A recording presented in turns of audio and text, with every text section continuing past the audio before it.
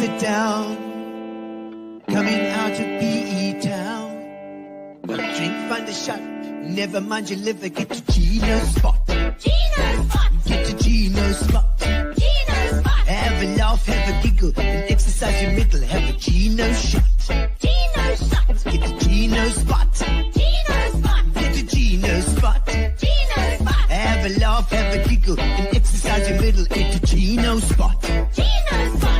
Ladies and gentlemen, welcome to Center Stage.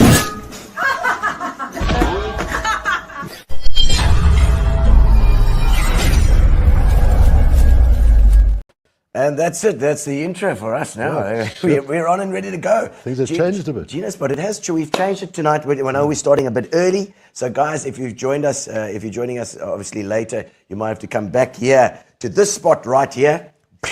Rob said he puts a little stake in the ground and erases your memory. So we can erase their memories. And we're here with fires. It's firing on all cylinders tonight as well. Should I hope so? Yeah, but absolutely. We haven't had Mike on for a while. Welcome back. Yeah, thank you. It's nice to be back. The decor has changed a bit. It has. Quite a few has. things have changed, in fact. No, we're getting more and more pro as we go along. I see that. There we go. Great guest tonight. I must Fantastic guest, of course. I'm really looking forward to this. Rob, and of course he's been everybody that I've spoken to, I've said I'm getting Rob Hersov. Whoa! No, as I said, that's going to be a show. So, people told me today I was talking shit. I mean, how do you get hold of this guy? I know. But no, we're on. We've got it, and it's ready to go. Thank you to our sponsors, Fitch Elite, and to Amobia, our internet service provider. They've been fantastic, supporting us right from the beginning. Right from the word go. After that second speech of Ramaphosa's during COVID, we've been going strong. And I was just saying to Rob that always the only remnant I think is my dress code, which is always a little bit crazy. Sean Thompson still wants that. This top, exactly. You know, it's my Eastern Cape top. But we're ready to go. Rob is waiting in the wings. We're gonna do our usual intro, and then we're gonna get our special guest on. It's Rob Hersov, and it's gonna be. We'll see what he has to say. I don't think he holds back much. Have we got another intro? There's a short. It's a little one just to get him on. I see. Okay. Let's see.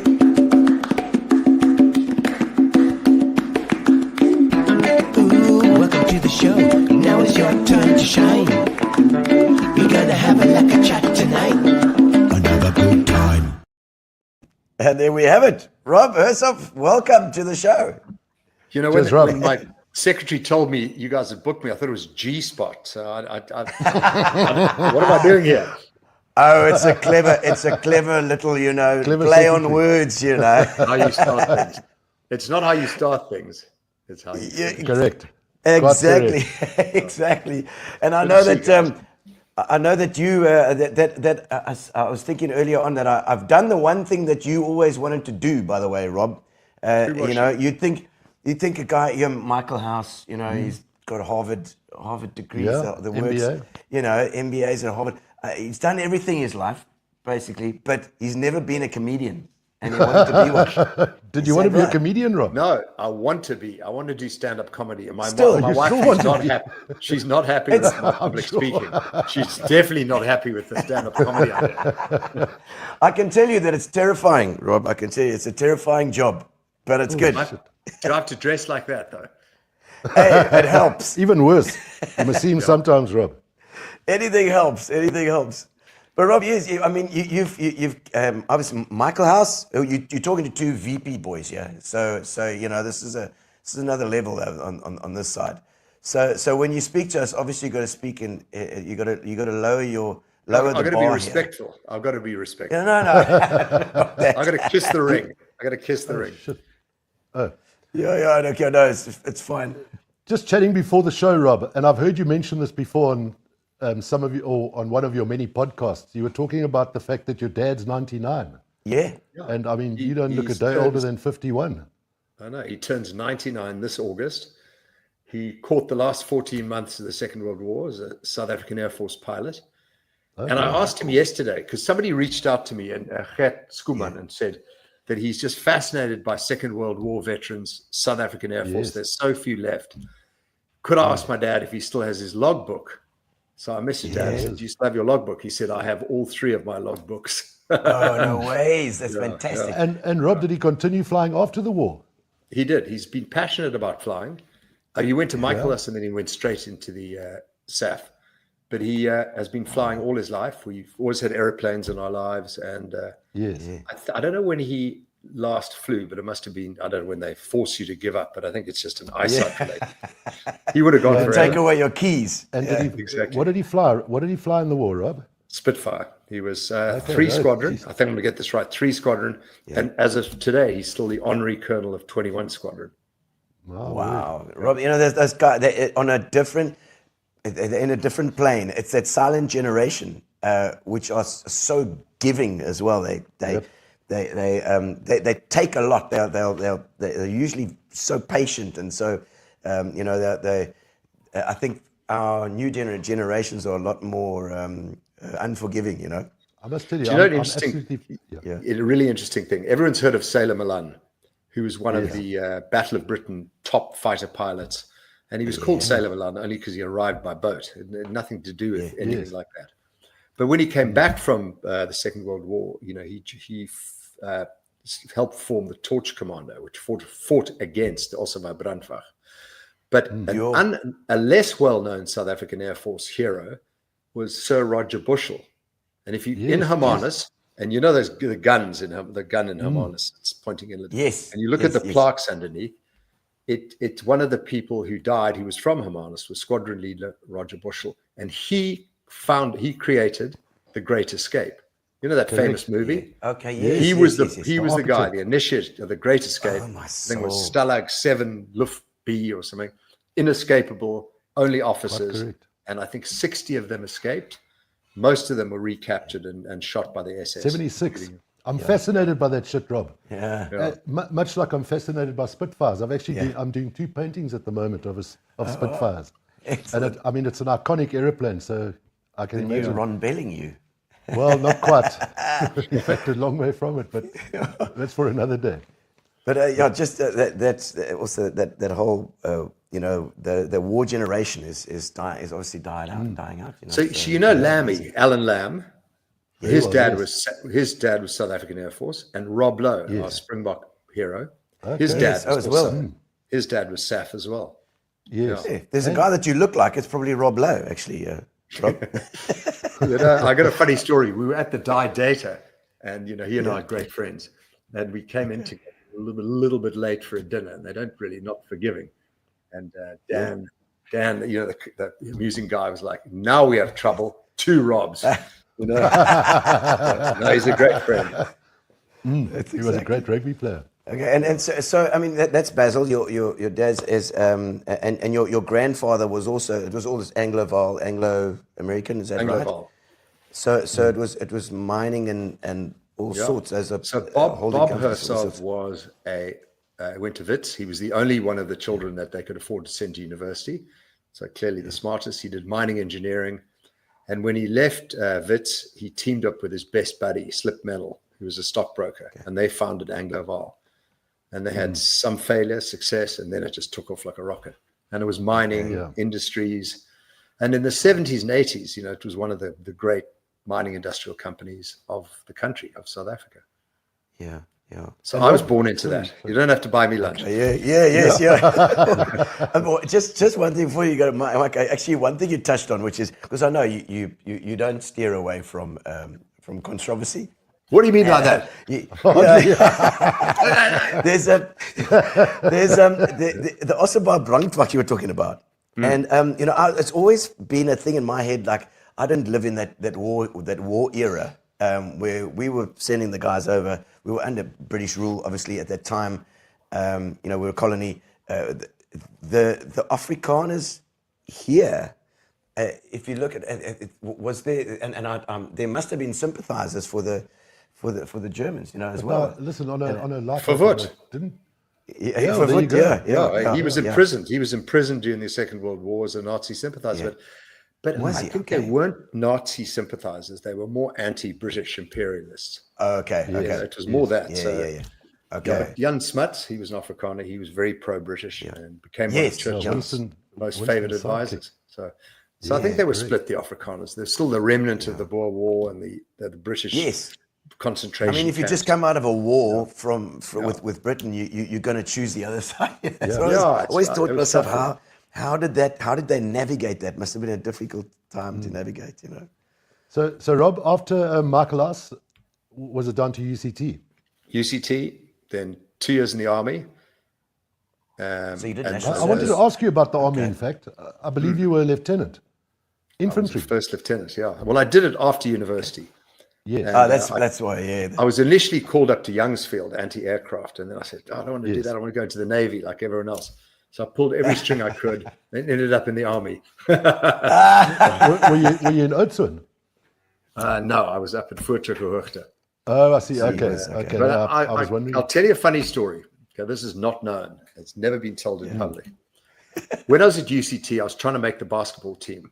And in my final year, I was never going to make the team. I was trying my best. This German guy, Thomas Aufderheide, I remember his name to this day, came up to me and he said, "You're Rob Hersov." I went, "Yes." He said, "You are never going to make the basketball team." And I almost like said to him, you know, "Man." And he said, "I'm launching this new sport, handball. I'd like you to come and play because I think you've got the skills."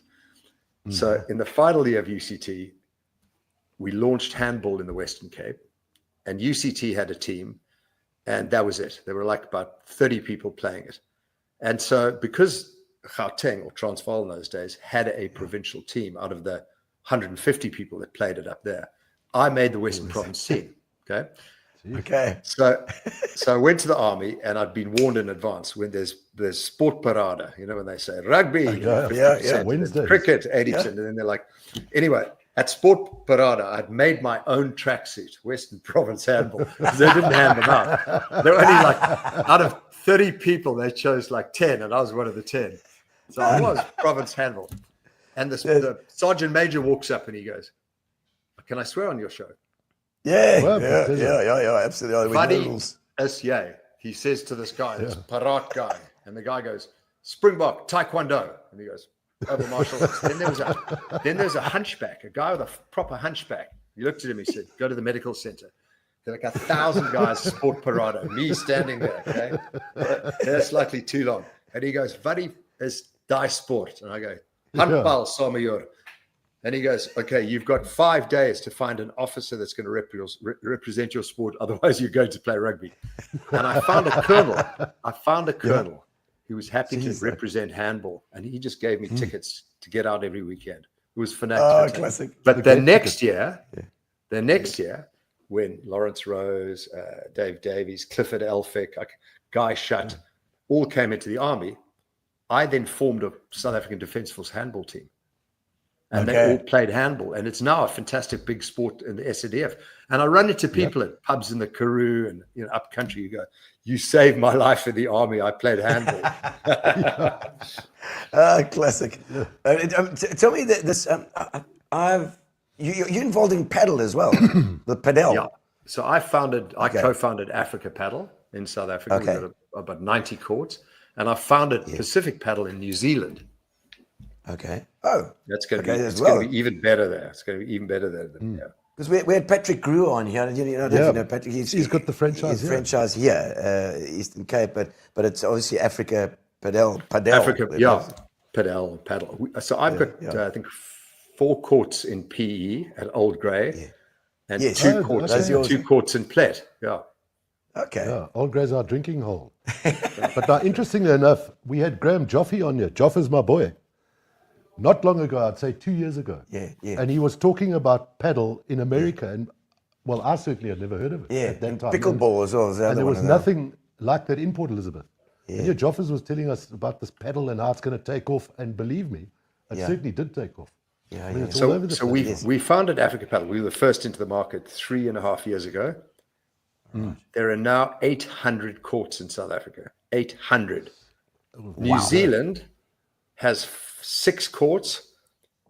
We've opened 4 this week. We're going to have another 15 more. So South Africa's 800 courts and New Zealand's, let's say, 10, 15. New Zealand's going to get up to 500-600 courts as well. And America, I think there are 100 courts in the whole of America. They're going to be 20,000. They're going to be 20,000.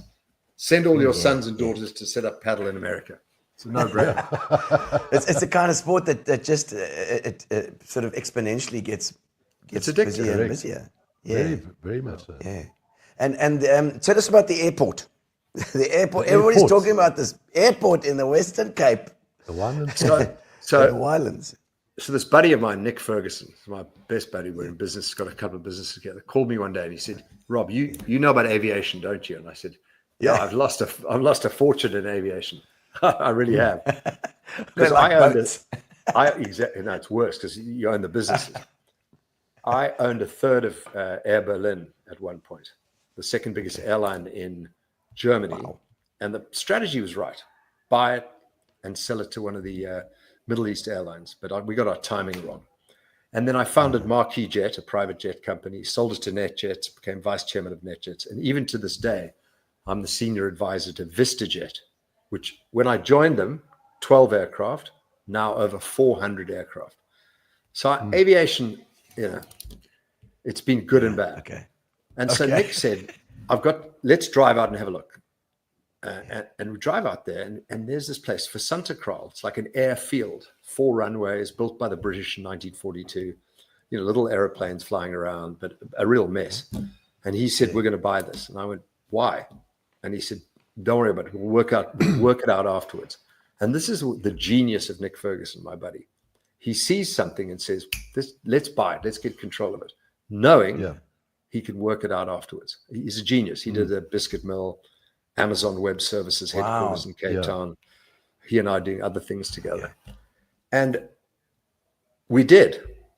And if you want to really understand the genius of Nick, 1 year into owning this airport, we're working on the master plan and putting in more money and fixing things up. Yeah. Nick comes to me and says, guess what I've discovered?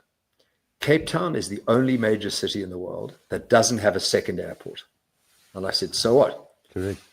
The so what is whenever a plane takes off, it's filed a flight plan. And in the flight plan, it says how much fuel, where you're going, how many passengers, and your diversionary airport. The airport you're going to divert to if there's a problem. And you've got to carry enough fuel on your airplane, regardless of where of where you are in the world, to get you to that diversionary airport. For local planes flying in South Africa to Cape Town, if there's a problem on the runway, they've got to divert to Bloem, Uppington, George. But for international flights, they've got to carry enough fuel to fly all the way back to Joburg or Durban. 2 hours of extra fuel. And a flight from London is 10 hours. Flight from Abu Dhabi or whatever is 10 hours. They've got to carry 12 hours of fuel. I see. So then I don't need to do it anymore. Exactly. So what Nick and the team did is they went to all the 10 airlines that fly to Cape Town International and said, if we gave you a $100 bill for no reason, would you give us $50 back? And they all went, yeah. Why are you saying this? Guess what? You're going to share the savings with us. And Lufthansa signed. Okay. Lufthansa signed. Wow. But the savings not in fuel, it's in cargo rates, because they're not going to just take less fuel. They're going to take more passengers, more cargo. So this is hopefully going to be the most profitable airport in the world even before it opens, because these airlines are going to pay us on every flight huge amount of money. So, wow. Business, for any young people that want business advice, pick a great partner. Get someone that's smarter than you and does all the work. And Rob, if I remember clearly, didn't you make an offer to the government to buy all the airports in South Africa? Whatever happened to that? So when you look at all the secondary, when you look at any of the airports in South Africa, they're falling apart. Okay. AXA, Airport Company of South Africa, is run by Mrs. Mpofu, Dali Mpofu's ex-wife. You're starting to get scared. She's not ANC. She's EFF. She believes in nationalizing bank, land, mines. And this woman runs AXA. Okay, are you scared? Now you know why South Africa is falling apart. So we had a look at all the airports in South Africa and said they're a disaster. All the budgets have gone missing. Things are not getting fixed. There's going to be a problem. Now, knowing the ANC would never give up control of Cape Town, Durban and Joburg, we had a look at the secondary airports, Uppington, George, things like that. And we put together a bid, but we couldn't get Fakile Mbalula, I mean, he wouldn't even understood what we'd said if we'd presented it to him. He's not very smart. But we kept trying to get people to pay attention, and they didn't. So I said, all right, let's just announce it in the press. So it was announced, Hersov and Ferguson to buy all the secondary airports in South Africa. And I think we put in a 3 billion rand offer, just a funny number. Fakile Mbalula, Minister of Transport, came out the next day and he said, these are strategic assets. We're not selling them to Hersov. And I responded the next day in the press. I said, if they are strategic assets, you should sell them as quickly as possible, because the ANC destroyed every other strategic asset.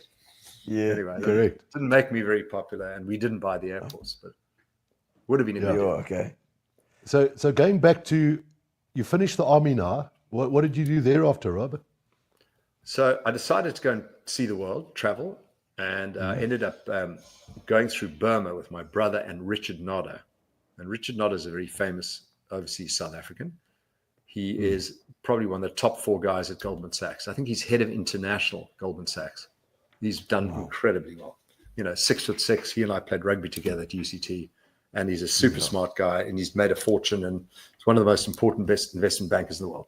Traveling through Burma, and I was interviewing, all through Asia and Australia. I didn't know what I wanted to do with my life, and I'd had this kind of weird meeting with Simon Murray, who was one of the most important people in Hong Kong. And my dad had written 2 letters to 2 different people: Nigel Rich, head of Hong Kong Land, and Murray. And Murray had been a French foreign legionnaire. There's a whole book about him, and he was running one of the biggest. He was running Jardine Fleming, one of the biggest companies in the world out of Asia. And I'd had a meeting to go and see him, but he was in a board meeting. So his secretary went into the piece of paper saying, you agreed to meet this young man. So he comes out of the board meeting, shakes my hand, says, what do you want? And I said, well, my dad said I should come to you for career advice. He said, all right, calls his secretary over. He says, call Goldman Sachs, tell them what's your name? Rob Hersov. Tell him Rob's here, and tell him to interview him. And then he turns to me and he says, here's my advice. Go work for an American investment bank, do an MBA, and then give me a call in about 5 years' time. Goodbye. And he goes back into the meeting like a 1 minute, He just had to he was trying to get rid of me. He was trying to get rid of me. Yes. Sure. So I go straight to meet Tony Moore at Goldman Sachs. There are 5 employees. The office was 5 people. It's about 500 people today. It's 5 people there. And Tony was the head, and he probably never got a call from Simon Murray. Certainly not that powerful. So I walk through the door. I'm still in my, like looking like some idiot. And he chats to me for 15, 20 minutes. And he goes, okay, I'll call you tomorrow, let you know. I get a call and say, okay, you've been hired. You're going to work at Goldman Sachs, but you have to go to New York to be trained. And that's how I got my job at Goldman. I was like complete fluke. Wow. So I worked at Goldman Sachs, decided I didn't want to go to Asia. And from there, I managed to fluke my way into Harvard Business School. I'd never get in there today. Yeah. Wow. And then, Why do you say that? How did you fluke into that? the fact that I was at Goldman Sachs gave me a big advantage. In those days, Goldman Sachs, Morgan Stanley, McKinsey, and Bain were the 4 best companies in the world. Yeah. Outside of operating companies. Harvard, Yale, Stanford, Oxford, Cambridge. Yeah. Today, there are 100 universities you can go to and that are excellent, and 100 different businesses you can join that are excellent. It's no longer just Goldman Sachs, Morgan Stanley. But the fact I was at Goldman gave me a leg up. And secondly, I think I was one of the very few South Africans that even applied to come to Harvard Business School. And it was in the middle of apartheid. And I think that my CV, military service, infantry officer, they looked at it and thought, this could be interesting. We want someone like this in the mix. Yeah. Seriously. Yeah. But just as a matter of interest, Rob, sorry, how did you get into America, or how did you gain access to America? Or in those was days, it a lot more relaxed in those days? Yeah, in those days, Goldman Sachs hired me, said I was just coming over for training. I got a H1 visa. Okay. Then I decided to stay. I was already working for them. Okay. I didn't cross the Rio Grande from Guatemala climb into the Mexico. wall. Yeah, but the walls, they've closed the wall. The wall's closed. Yeah. He's done it in 100 days. Bang. We want to talk to you about Trump. Yeah, but and we'll come back to that. immigration I'm keen like to that, follow yeah. this career path. Yeah. So how long did you stick around at? Yeah, sorry. So I went to Harvard Business School, and it was the midst of apartheid. And I took a month sailing beforehand, long hair, suntan, looked like a hippie, and in my Facebook, which was a paper book in those days, it said, Rob Hersov, 2 years, investment banker, Goldman Sachs, 2 years, infantry officer, South African Defence Force. And it was 1987, 1988, 1989. Wow. Think about when they, Yeah. and not one African American spoke to me in those 2 years. They just turned their backs on me. I'm sure. They just read my Facebook and assumed I was, some lunatic fascist. Yeah. Not that it made any difference to my career. I made some great friends otherwise. And just to piss them off, I actually applied to join the African American Society on the basis I was more African than any of them. Yeah, correct. But I went to my 20th reunion with my wife, and these guys came up to me, and they were like, "Rob, great to see you again." I said to my wife, "He didn't say a word to me in 2 years, nor did he." We're all friends, all forgotten. Yeah, sure. Yeah, no, of course. And then the Rupert Murdoch connection? Yes, I remember that's still because you're starting this media thing here as well. It's the Daily Wire, I think, is that you're busy with here. Truth Report is called. So what happened was I was dating this hot redhead. She was just, I can't even remember her name. And she asked me, "What are you going to do after Harvard Business School?" I said, "I haven't got very well organized. I need to get a job, but I'm quite interested in media." And she was like, "Well, I know Stan Schumann. My dad knows Stan Schumann. So, there's a business called Allen and Company, which is one of the biggest media investment banking firms in America and the world." So I get this, haircut like a G.I. Joe, and I go through the door, and Stan Schumann shakes my hand and he goes, "Well, Rob, this girl called me. She tells me you want to be in the media business." I haven't even said hello yet. She says you want to be in the media business. Well, we're media investment bankers. If you want to be in the media business, you should go and meet News Corporation because I'm on the board. But before I send you to see Rupert, you got to meet this guy, John Evans, because John is the futurist. He's the guy that kind of says in a supermarket, the chips need to be next to the fish and, all this weird stuff. Okay. And he calls his secretary and says, "Can you make sure Rob, meet John Evans now?" I barely said hello. Okay. So I walked down, from the office and up, Madison Avenue down to lower 40th. Harper and Collins was the building. He was in the Harper and Collins top floor. Walk through the door, and there's this stringy, gray-haired older guy. Walks up to me, and he goes, "Before you say anything, let me introduce myself. I'm a reformed drug addict and alcoholic, and I'm marrying a girl half my age. Now sit down over here." Almost fell on my knees. "Hire me. I'm your man." Inspirational. But I look like Your an kind of IBM. guy. I look like an IBM salesman. Okay. And so he starts talking about the future of media. I still haven't said a word in 2 interviews, not one word. Blah, blah, blah, blah, it tells me. And he says, "But listen, if you want to be at News Corp, you're going to have to meet Rupert." And let me just set that up. Dials up. Rupert, there's this guy, Rob, South African, Harvard MBA. Sorry about that. Nothing we can do about that. Sure, I'll send him up right now. I still haven't said a word in my interview, okay? So I walk across to 1211 6th Avenue, up onto the second floor, Rupert's floor, walk through the door. I say, put my hand out. He goes, "You're Rob, the South African." He said, "Please sit down. What do you think the future of the media industry is?" And I went, "Technology?" And he went, "No, it's content." And then he spoke for the next 20 minutes about why content was, and he was right, by the way, why content always is going to be the future of the media business. And and then he said, "All right, you're hired. What are you going to do for me?" And I've said one word in 3 interviews, and I got the word wrong. So anyway, I turned up, and I hadn't even graduated. So I turned up on Monday, and I said, "Well, why don't I work for you for 3 months? And if it's not working out, you can chuck me into one of your divisions." And it was the most incredible 2.5 years working for Rupert Murdoch as his right hand, carrying his bag, riding in cabs with him, meeting Margaret Thatcher, met everyone. Gee was, yeah. I mean, he's got connections everywhere, and it's direct lines to so many. And It's passed on to him now. Remember, Rupert Murdoch set up Fox News, set up, bought 20th Century Fox, had owned the Sun, owned the Times. Yeah. He and Elon Musk have saved the world, the Judeo-Christian world, the center-right world, against the evil lefties, communists, socialists, wokies. Yeah. The two of them have been the most instrumental people in media, and Elon particularly for buying Twitter and turning it to X. Yep. We should do a shout out for Rupert Murdoch and Elon Musk. I'd be interested to get your take on social media and where it's going to go and if it's going to self-destruct.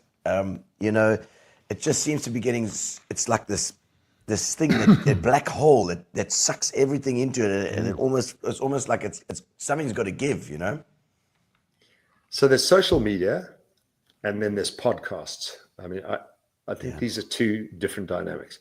Social media is a very interactive, my kids, I can see they can barely concentrate. Everything's immediate.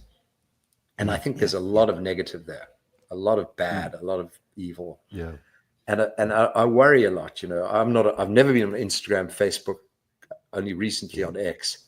I'm not on LinkedIn. And I launched my YouTube channel in February. So this is all very new to me. And by the way, on all my social media, I didn't even have a login for Facebook and Instagram, but I believe I'm on it. Other people post for me, my team. And then my wife only allowed me to go on social media on condition that I don't have the ability to post. She knows you too well. It's like I'm the president, but I'm not allowed to touch the red button. It's kept by my wife. She knows me too well. Rob, so as a matter of interest, I beg your pardon, carry on, sorry. But on podcasts, I think podcasts are saving the world. I mean, I'm center-right, I'm free market, pro-democracy, libertarian, Judeo-Christian. I mean, this, I think, is a fundamentally important. I believe in freedom and free markets. And the podcast capitalist activist. Yeah. Capitalist activist. And the podcast has saved the day. They saved us against a horrific, woke, leftist future. People like Joe Rogan, Tucker Carlson, Ben Shapiro, Dave Rubin, and the equivalents in South Africa. You think it's an alternative media? Like, they're always talking about this mainstream media, leftist media, right-wing media. It's like, you've got to keep myself. I'll watch CNN and then I'll go to Fox and then I'll go across and then, if you look at especially American politics, it's just crazy. You've got to almost try and widen your net, to get everything in. So people tend to end up in echo chambers, but I think what Donald Trump managed to do, one of the reasons why he got elected, was he absolutely avoided CNN, NBC, CBS, ABC. He avoided them. Because he said that's the woke leftists, and they really are, and their ratings were going down. And he did interviews with Joe Rogan, Tucker Carlson, and the like. He did a 3-hour Joe Rogan podcast before getting elected, and I listened to the whole thing. At the end of those 3 hours, I said to myself, I like Donald Trump. I like Donald Trump. I think this is. He was very likable in that interview. I've got to say, I'm not a Trump fan, but I listened to that podcast and I did think to myself, he's got a sense of humor. He's got, he was human in it. I think that was the thing. And that's what the podcast does. It brings out, as we're doing, people are either going, what an ass this guy Rob is, or he's quite amusing, or he's not as bad as I thought. Whatever they're thinking, the human side comes out. Yeah. And now Trump with his tariffs and his, what's your view on the tariffs? And Genius. I mean, what he's doing is playing chess in 5 dimensions. Everybody's, Donald Trump's doing this. Trump's tariff. Watch the results. He fired a shot into the air to say, you better damn take me seriously, world, because I'm going to slap tariffs on you guys. Your heads are going to spin. Okay. He came out with proportionate tariffs. Correct. Everybody went, he is serious. He's a lunatic. He's going to destroy the world economy. No, Guess what's happened? 70 countries, 70, have reached out to the Americans to say, we get the message, we want to make a deal. And it includes the UK, Japan, Italy, Zimbabwe. I can go on. And not South Africa. Lesotho. Not South Africa. And what's going to happen in the next few weeks, there's going to be announcements by the US, bilateral, of deals being done. America and the UK agree the following deal.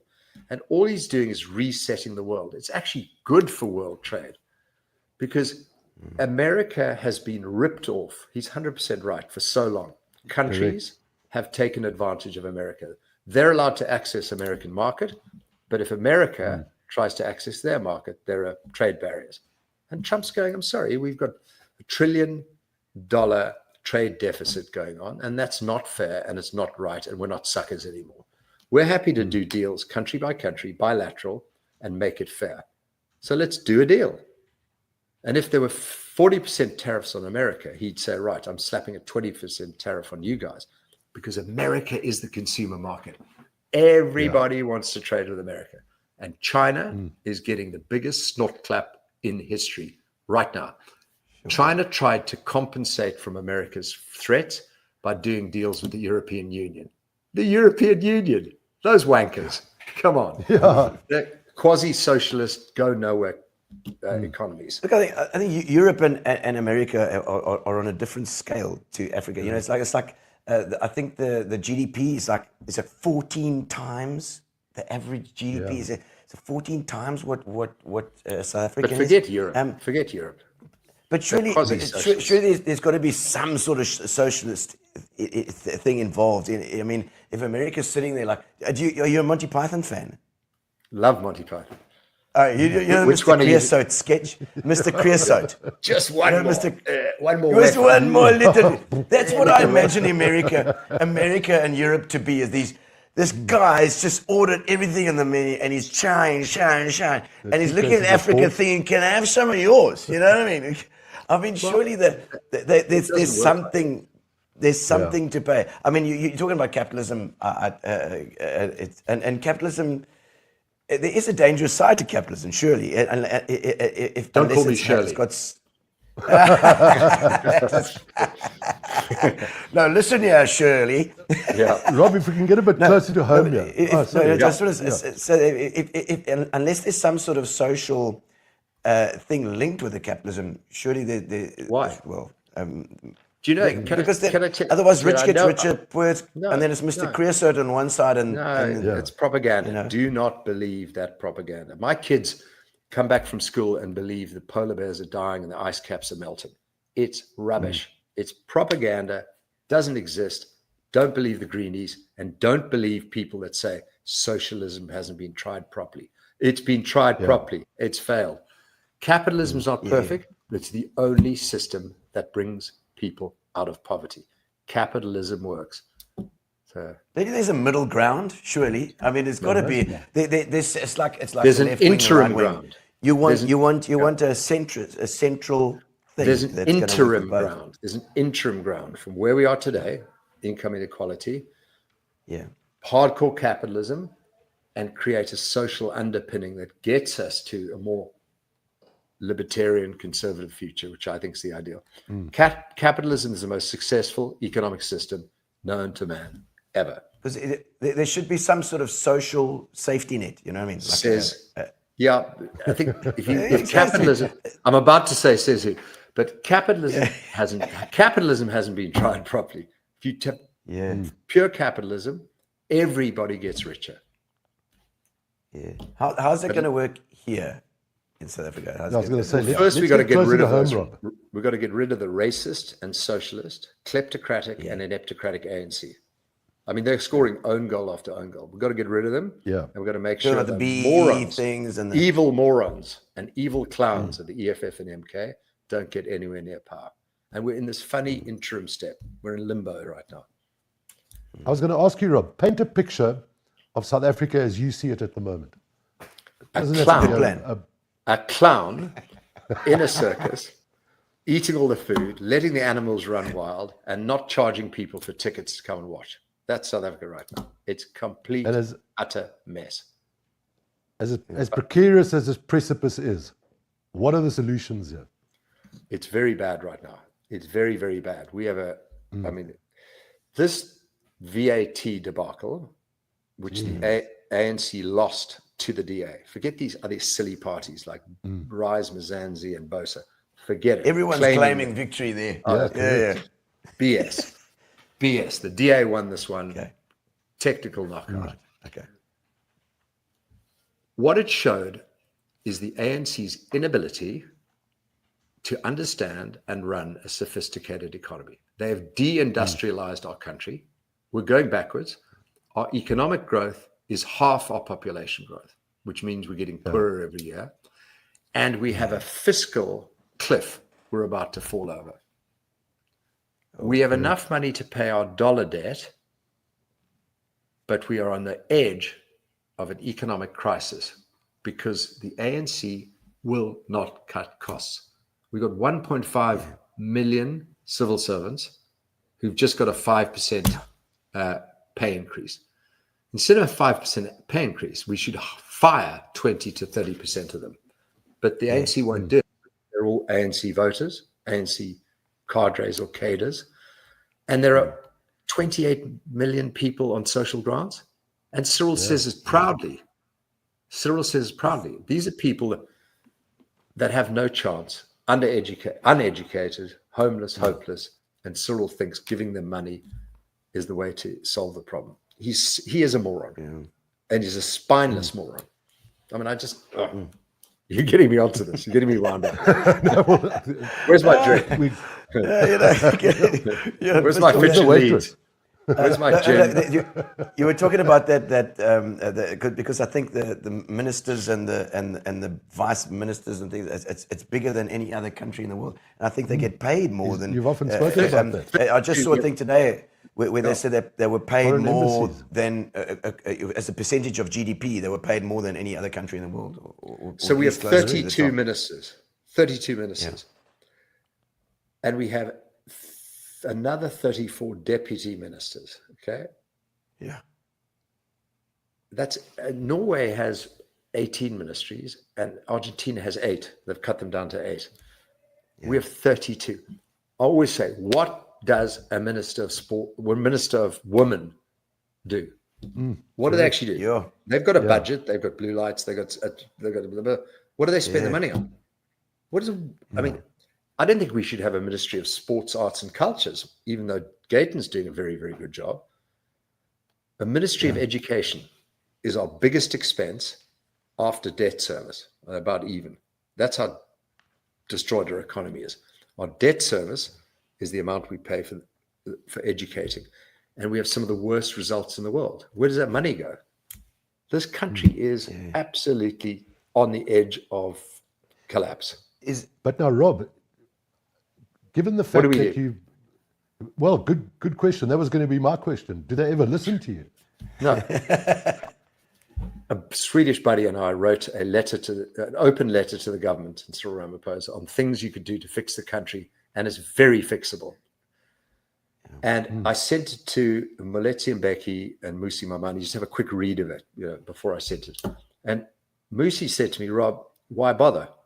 I said, we have to try. We have to try. And he said, no. Why bother? They're not even going to read the letter. And if they did read it, they're not going to implement it because they don't care. And those 3 words sunk into my head. This is about 4 years ago. The ANC actually doesn't care about South Africa. It doesn't. If you keep people poor, uneducated, in the townships, on social grants, you own them. You own them. What's it there? The Roman thing. It's panem et circum. It's bread and circuses. Bread and circuses. Yeah. It's so funny. That's so funny you mentioned it. I shouldn't say this. I'm half Italian. Are we live? I'm half Italian.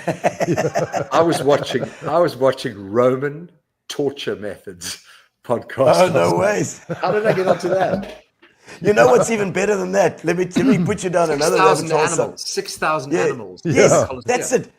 If you ever want to find out who's stronger, a bear or a lion, You go and they go research the Romans. They did it all. Brilliant. My kids ask me who'd win in a fight, a giant octopus or 10 sharks, and you're like, Yeah, think about the that. Romans have But probably the done Romans it. tried that out. Yeah, they did. But you know, Rob, just going back to the situation in South Africa, you'd think like we see what's going on in this country. I mean, the dilapidated buildings, the broken metros. Yeah. Don't they see this? Or Or don't they want to care. see it? They don't care. Do you think the GNU is a good step in the right direction now? So I'll answer both those questions.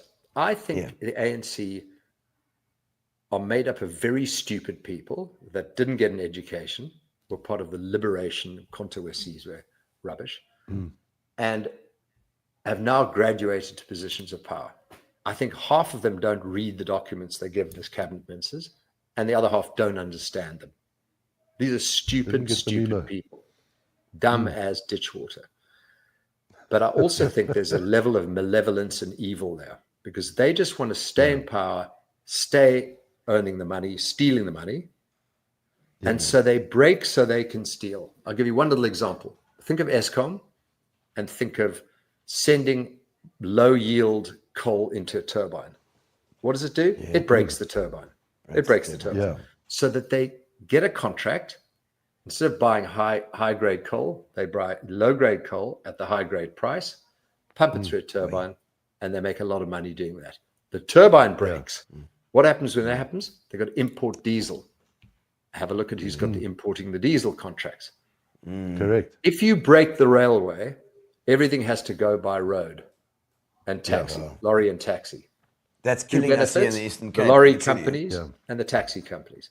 So that's in the lorry and taxi companies are not incentivized to have the government fix the railways. It's break so you can steal. The ANC playbook. It's malevolence, malevolence, malevolence. Yeah, we in the Eastern Cape, we're hoping for that Transnet to eventually come around because Well, they've been Gino, saying it you for 20 asked- years. You asked me about GNU, what I think of it. yeah. So the GNU was a miracle. The fact is, if you added up the ANC, MK, EFF results of the last national election, it was 65%, the same as it was the time before. But the fact is, they all split into 3 different groups, which forced the ANC to do a deal with the DA and a bunch of other guys. Okay. Great thing. About 4 months in, I made a podcast, and Gayton called me up and he said, "You know what? You've called us out. You're right." Because I was saying, if you form a government of national unity or coalition, surely the parties get together and agree a mission statement. We're going to pursue this policy, and this is what we're going to try to achieve. They didn't do that. And I said, it's idiotic that they're all pulling in different directions. The ANC is trying to stamp on everyone else. And there is no mission statement. There is no direction.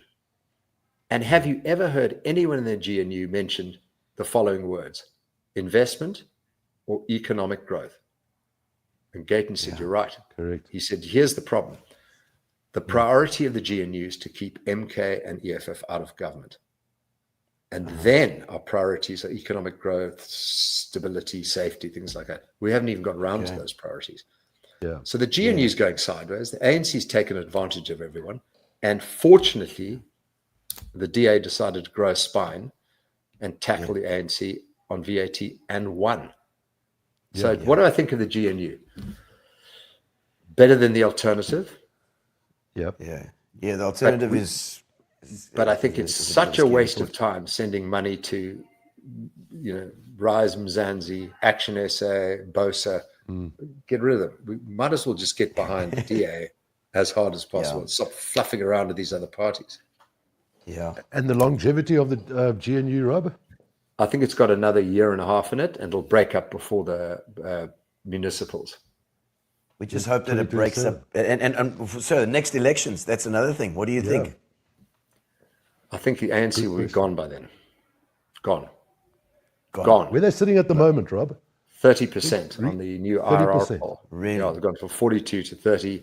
DA is a margin above them. And the MK is, a clown circus. Everyone's running around, banging heads. And the EFF is, Julius has lost the plot and lost a lot of weight. Julius. Lost a lot of weight. Yeah. Wonder why. Sure. Do we take him seriously, Rob? Should we take him Yeah. seriously, Julius? Yeah, he's intelligent. He's a super smart, intelligent man. He is an opportunist. I mean, he's not a communist. He's just an opportunist. Have you met him? Have you spoken to him at all or no? Yeah, I met him once. I hosted a lunch actually in London, and he came to speak, and it was fascinating because there was Lord Robin Rennick, my dad, all the top dogs of the city of London. It was only 20 people because that's all he said. I'm only having he was very smart. He said, I'm coming to lunch, but I only want 20 people. And he refused to put on his red beret, which was clever because I was trying to, because I asked him of course, to. He said, no, the city of London. And he was talking, and I was watching people around the table. After 10 minutes, most people are nodding their heads. You would agree with 80% of what he says. And then my father put his hand up and he said, Julius, how come in this meeting, in this lunch, with all the who's who of the city of London, you can talk about sensible things and business, and yet you go to a rugby stadium, football stadium, it's kill the Boer, one settler, one bullet. And Julius said, I play to my audience. Is that not populism? Is that not what populism is? I mean, we talk about Gayton McKenzie. I would say he was a populist, Yes, he is, but he's a principled populist. He's got values and principles. Julius is just out to cause havoc. And is Trump going to sanction these guys individually? I was going to ask you that question about this. Hopefully. That congressman, there's a guy, Ronnie Jackson, is it, who's been tasked with us drawing up a list of ANC cadres. What's happening with that, Rob? So, I mean, just read the Zondo Commission. All the names are mentioned in there. Look, my message to President Trump and the ambassador in waiting is the following. 1, appoint a special envoy, which you don't have to have Senate permission to do that. You can just do it immediately, based out of the US Embassy here, who focuses on protecting ethnic minorities in South Africa. Have a special envoy appointed that just does that. Heighten the fact that Afrikaners, Indians in Natal, colored people are being persecuted by the ANC, which they are. Farmers, whatever those ethnic minorities described. 2, dump the embassy in Pretoria and put it in Cape Town. 3, if you're going to put tariffs and trade barriers on South Africa, don't do it on the Western Cape. The Western Cape never voted for the ANC. The Western Cape has always been pro-West. Good point. Free markets. Support the Western Cape and work through the DA offices here, because work through Jordan Hill Lewis, Alan Winde, and make the Western Cape your voice for South Africa. Do not accept any ambassadors, any representatives who are flying over to America to try and explain themselves to America. Stuff them. Until the ANC repeals EWC, starts removing BEE, and drops its case against Israel through the ICJ, do not listen to the South African government. Just bat them back.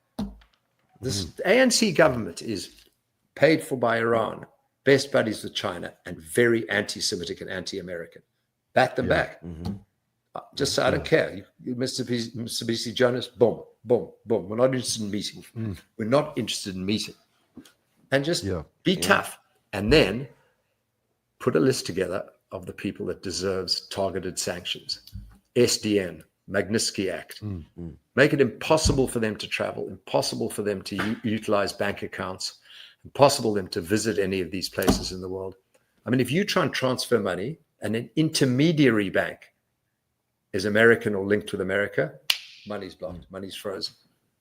And do you think that'll happen, Rob? Trump, I think, well, Brent Bozell is the ambassador in waiting, and he's going to be appointed relatively soon. And he is not going to take any nonsense from these ANC guys or MK or EFF. In 5 years ago, there was the South African Communist Party and members of the ANC were outside the US embassy shouting, "One American, one bullet." Correct. They deserve what they're going to get.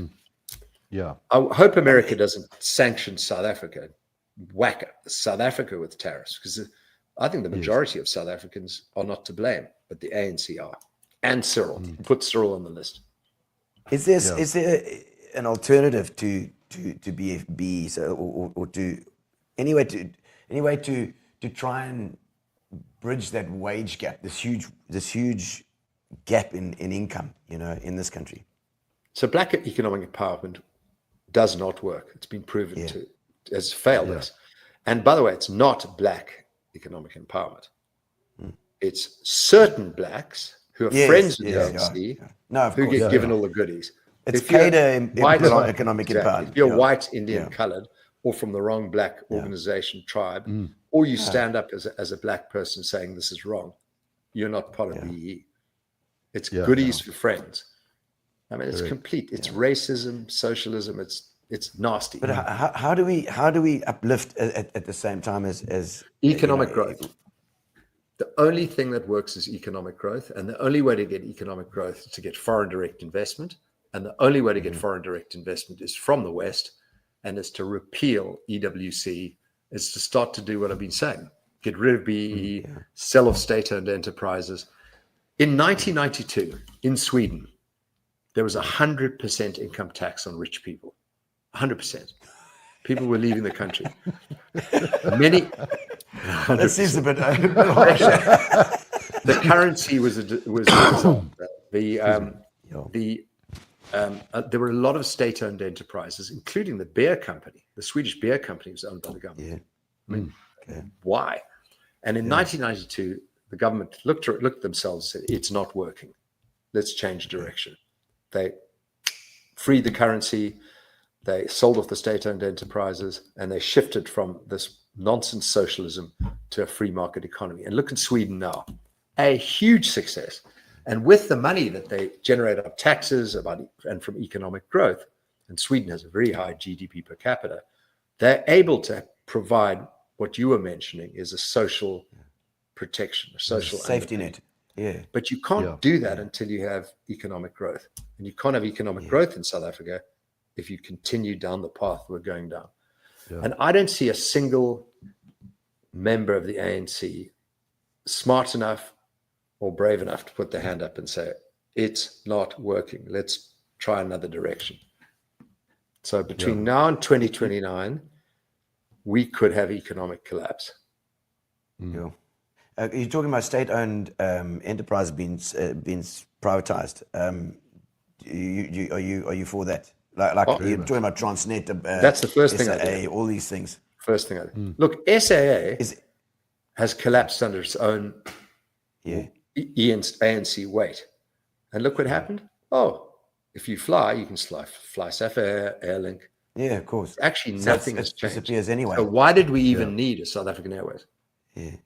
The same applies to Eskom. If it's privatized, though, surely it wouldn't be privatized, and the money that's paid there would be just go straight offshore. No, because you could ensure that the people that buy it insured. It could be public-private partnership, so the government could have 49%, but you've got to let the private sector run it, because the ANC have no idea how to run a business, let alone an economy, let alone a country. So Rob, sorry, you touched on the Zondo Commission. Why no arrests? Because there's no accountability. Cyril, spineless Cyril. If there's a problem, he's pathetic. He's no businessman, I tell you that. Actually, if American put sanctions on these boys, doesn't Cyril own a lot of McDonald's franchises? Oh, I believe so. Yeah. Those are American companies. Take those back from him. Strip those off Cyril. Rob doesn't like his posts on Facebook. Now, where were we? I've got off piece. No, it's fine. Let's go back to you've come back to South Africa now. You've sort of I read something about the Daily Wire. What is that? So the Daily Wire, it was set up by Ben Shapiro and yes, a couple of American I listen to Shapiro every night. He's my right guy. So Rachel Maddow and then Ben Shapiro. I'm trying to find in between. There's some good ones. Konstantin Kissen, there's Dave Rubin, there's some very good podcasters. But what we want to do in South Africa is amplify the voice of people that believe in free markets, rule of law, democracy, capitalism, And there are lots of great podcasters in South Africa. There's Ronaldo Gous, there's Byron Shepherd, Morning Shot, Gareth Cliff, Pumlazi Majoji, Concerned Citizen, 360 Degrees, Colonel Chris Wyatt. You see them all. They're all popping up. And all of them are saying similar things. And Mike Sham is excellent. And what we're doing with the Truth Report is we're going to try and pull everyone together under one umbrella. They can still do their own stuff, but they need to produce dedicated content for the Truth Report. And, you know, we'll have opposing views. Some people might believe in Cape independence, some may not. But generally, we are anti-socialist, anti-woke, anti-left. And this is going to be a center-right grouping of podcasters. And we think it's going to amplify the voice that all of us represent. Yeah. But why wouldn't you go center, left and right? It's totally I mean, Well, it's just, because does it just you know cancel why? itself out and then we end Because up with anything left of center Yeah. has destroyed the world, destroyed democracy, destroyed capitalism. Anything left of center. Left is, Yeah. to be a leftist, I think you have to have a mental illness, really. Anyone who believes in net zero has a mental illness. Anyone who believes men can compete in women's sports has a mental illness. Yeah. Just going back to the podcast, I assume you'll include Alec Hogg as well, eh, Rob? Yes, Alec Hogg. What about You'll include him Alex as got well. his own business. Alex got his own business, Business News, fantastic business. And that's, I'd say, bang in the center. Yeah. I think we might be a bit more opinionated. Is that the reason why you came back to South Africa? Why come back when you've got a good life over there? There's Mr. Creosote over there. You can order anything you like, you know, Rob. And why come back and live like a god and then do what I do, which is speak out? Because I've had death threats. I've had, you know, Yeah. big I was going to ask you how it's affected your business dealings. big time. Because Big time. I mean, I have to resign from most of the boards I'm on because my poor business partners are saying, Rob, we're trying to raise money, and everyone's going, is Rob Hersov involved? It's not easy. Oh, dear. No, it's that bad. You know. Oh, man. I called all the corporate chieftains cowards and colluders, which most of them are, Oh, my word. and they won't speak to me. I used to be invited to the Dunhill Golf. Boom, gone. No more invites. Oh, dear. I mean, it's my wife's like, why are you doing this? And why am I doing it? Yeah. Because I feel I have an obligation. I feel I'm doing and saying what other people can't afford to do and say. Yeah. And in a country like this, I think it's an obligation. You know, it isn't fun. Yeah. It isn't fun, I can tell you. And I Rob, got just a quick thing- deplatformed. I got deplatformed What? by the Bishop's Old Boy Society. The Bishop Old Boys deplatformed. They invited me 6 months before to speak. 2 days before, they deplatformed me. Woke bishops. It's getting better. It's not Michael House, but they try. I know you've got a. In fact, I wanted to ask you, do Michael House invite you to do any talks? I spoke last week. Oh, is it? Oh, good. I spoke to all the boys, which is great. It was And a real, no sign of my job. deplatforming you there. No, I mean, Michael House Not is not yet. woke. Michael House is not woke. Okay. Yeah. Rob, I know you've got a dinner appointment. We're not going to hold you for much longer. I just have one more question. I think it could have been the night before the Biz News conference. You made a talk in Amanus. Yeah. And something that sent chills up my spine. You spoke about, when was that? About 2 months ago. You spoke about the potential or the possibility of Israel taking Iran out. Is that still on the cards? Yes. Israel is gagging to do it. They're ready to go. And remember, last year they took out the aerial defenses of Yes, correct. Iran. Iran is absolutely helpless. If Israel want to take them out, their nuclear program, the Iranian guards, or their petroleum, Israel can clean them up. And they're gagging to do it. Trump is holding them back. Trump has said to Iran, we cannot allow Iran to have a nuclear weapons program or nuclear weapons. You've gone too far down the line, and we are giving you one last opportunity to negotiate. We're sending Steve Wishkoff and our top team, Mario Rubio, to do a deal with you, Iran. Here's what it looks like, but you got to do it quickly. And I think it's a matter of weeks maximum a month and a half, Israel will be let off the leash and they will close Iran down. It's a once in a lifetime opportunity. You don't think that could lead to a third world war Who's going to support and an Iran? ultimate Armageddon? Iran's gonna got a big support army. Iran? No, Iran has the Iranian people want to get rid of the Ayatollahs. The Iranians want to be free. They've been suppressed, oppressed, and they want to be free. Israel knows this, and I think Israel takes out the guards, the Islamic guards, and all of their facilities. The Iranian people might rise up. Who would come to Iran's support? Not China, not Russia. They got their hands full and they're losing. So the same applies to the ANC.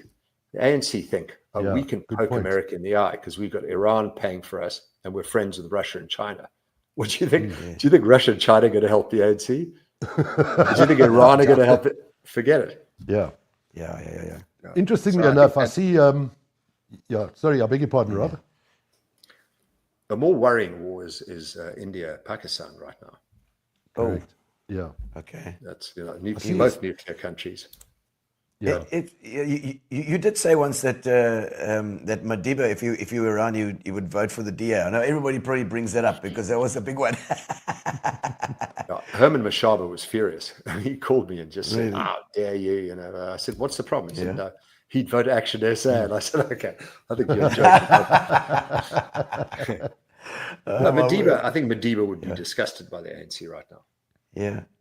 There's a couple of questions before we let you go, man. I see Colin saying business owners need to step up. What's your advice for business owners? Look, I think it's hard for small and medium-sized business owners to do anything that's meaningful, and anything you do has consequences.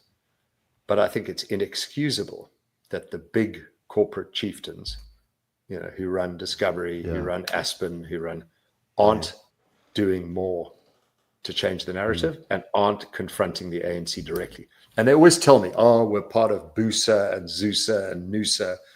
But, what do we see them doing? They create white papers, which, the ANC doesn't read. They have private meetings with Cyril where he tells them what they want to hear and then, does nothing.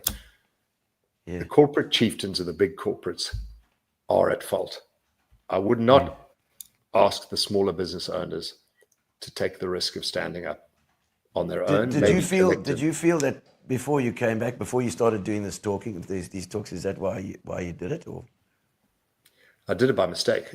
I mean, I really am an accidental activist because a speech I made went viral, and then it was too late. No, and it got to a point. Your wife was like, "You bugger." No, not only my wife. My wife and my father actually backed me and said they were very proud of me.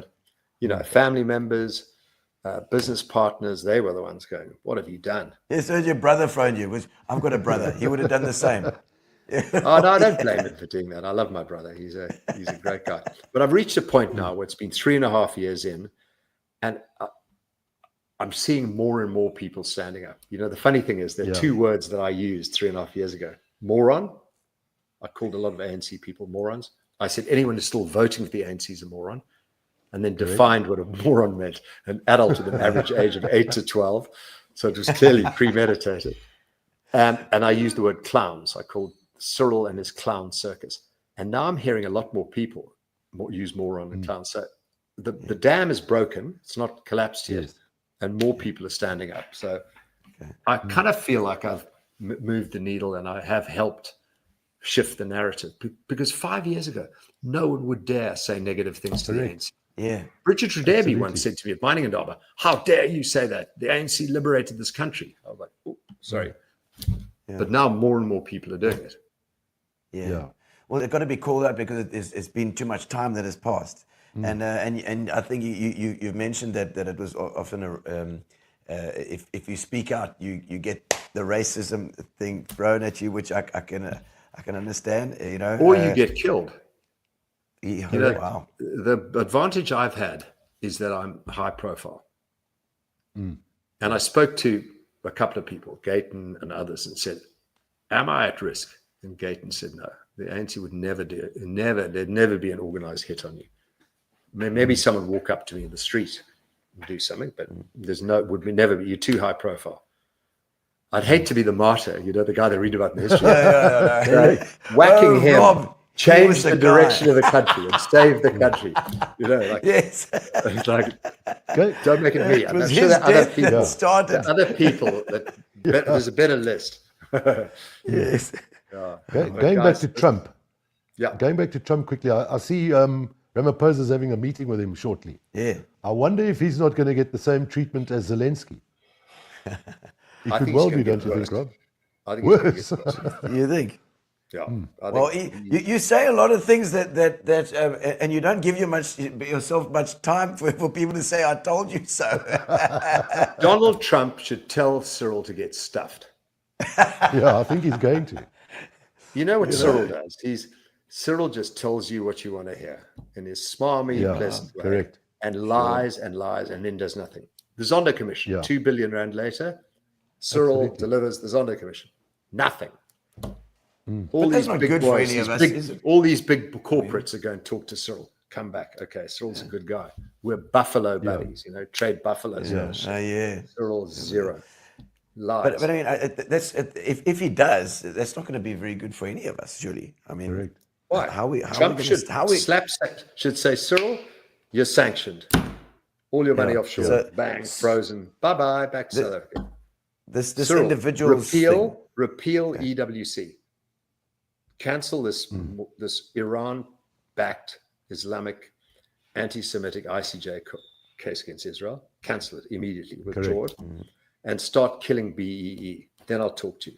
Until then, Cyril, you're sanctioned. I think that's what Donald Trump should do. I think we should let Rob go to dinner. Yes, I think we need to get Fantastic go for talking it. to you. Let me just Jeez, you wound me up. I'm pop going on to need a drink.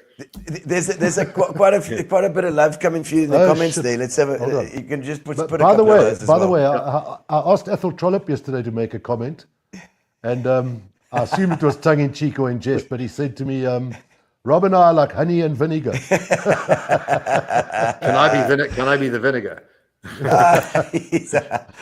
No, I think you and Ethel could get on. Yeah, Ethel's a politician. He's That's a good intelligent. lad. I respect him.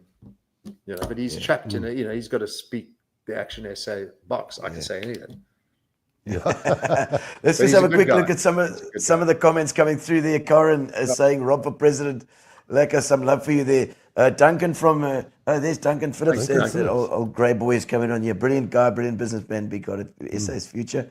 Kama saying, "Great to have this man on the show." Thank you, Kama. Correct. Thanks, I like Rob. the purple suit. Yeah, I love it. Garth Webster. Garth Webster saying we need Doge multiplied by 10. Do you think we need Doge? Desperately, as quickly as possible. The ANC need to cut cost. They've got to cut costs. Yeah. I mean, that's So we need to cut government somehow. Yeah. Shirley Zitzman, Rob speaks very straightforward. Says, thanks, Shirley. I see Garth saying, thank you for keep up the good fight, he says as well. Debbie, brilliant podcast. Thank you very much, Debbie. Thanks, And Rob, I mean, anything you want to finish out your top priorities and what you're working on at the moment going forward? What is what's your thing? So my wife and I are going to Africa Burn tomorrow. Oh, Lovely. How good you is that? bunch of bloody hippies! No, I'm not a hippie. I'm a redneck. I love it. Oh yeah, you like steampunk. Yeah, I do like steampunk. Actually, I'm I going love as a Viking. steampunk. I've got a wolf's head on my head. I'll send you a picture. Oh my God, okay. And a Viking outfit. And then nothing My wife else, looks- obviously. No. Wife looks so gorgeous. I think we need to what get am I you working to on? do a talk here in Port Elizabeth, Rob. Yeah, for sure. I'm coming to Port Elizabeth May 16th, 17th. Okay. There's Is a it patriotic Paul- alliance- 16th. There's a I was patriotic going to say alliance 1670s in the rally. past. Oh, On Gaten May. invited you. Okay. There's a patriotic Gaten alliance invited rally. you. Gaten invited me, so please okay. come. And I'd like to good. go to a rally. I quite enjoy these I things. think he wants you to get some more votes for the He PA. wants me to sing. I've got to practice my singing. Oh my God. You're not He'll help you. Guys, there's an AI thing called Suno. I think it's SUNO.ai. Yeah. And yesterday, all you do is write the lyrics, press create, and the type of music you want.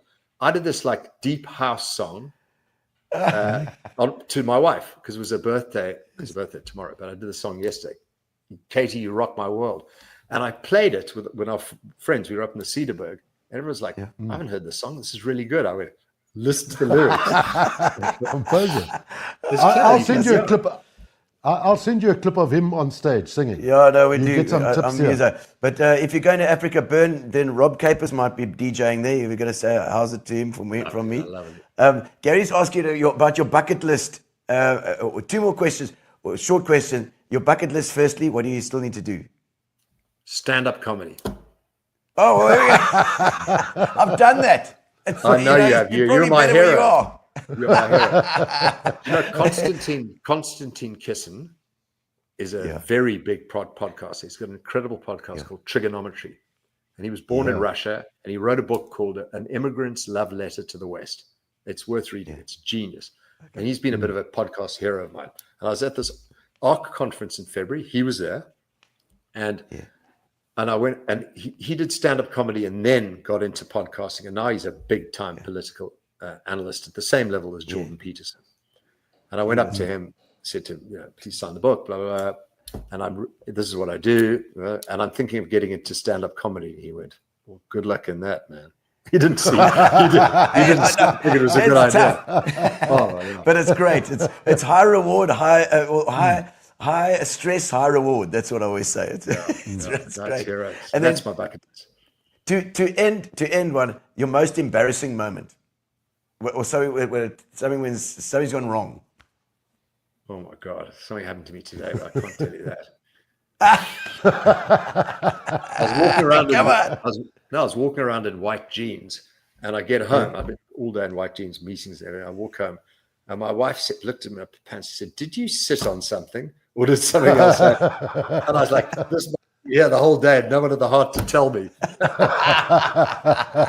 They've been embarrassing days. Rob, Guys, fantastic talking to you. Thank you so Thank much. you so much, Rob. Enjoy your dinner. Absolutely. And maybe we bump into you in May. Africa Burn. I'd love to go as well. I'll send you pictures. And you got to only wear the wolf said and the windmill. Yeah. It's called the baby's arm. It's called the baby's arm. Bye, guys. All the best, Rob. Cheers, Thank Rob. you. Cheers. Thank Bye. you. Cheers, Rob. Thank you, Ciao. And ladies and gentlemen, thank you very much. That is us for the What a night. Thank you, fantastic- Fies. yeah, What great a pleasure. great guest. Wonderful guy. Such an interesting guy. Oh, absolutely. I told you, we didn't have to say much. Our He's our questions were a millimillimeter long. You could. But He he could. really He does his thing, and he speaks beautifully and very articulate. He's speaking. He's speaking his mind, and we need that. Correct. In our dialogue here in this country, we need. Another we interesting need that. point he made was 4 or 5 years ago, people were scared to speak up Yeah. or talk out about the shit. And I mean, he's not changed that whole point. He has. And that's great. answer. That's great. Yeah. The more dialogue there is, the better. People, thank you so much for joining us. And we'll see you next week on Gino Spot. Thank you to Fitch and Leeds, and thank you to Amobia for our internet, and of course to Fat Cats for our food as well. And Gary. And Gary for doing the sound. Thanks, man. Thank you, Cheers, Chaz. guys. We'll see you next Cheers. week. Relax, sit down. Coming out of PE town. Got a drink, find a shot. Never mind your liver, get to Gino Spot. Gino Spot. Get to Gino Spot. Gino Spot. Have a laugh, have a giggle, and exercise your middle. Have a Gino shot. Gino Shot. Get to Gino Spot. Gino Spot. Get to Gino Spot. Gino Spot. Have a laugh, have a giggle, and exercise your middle. Get to Gino Spot.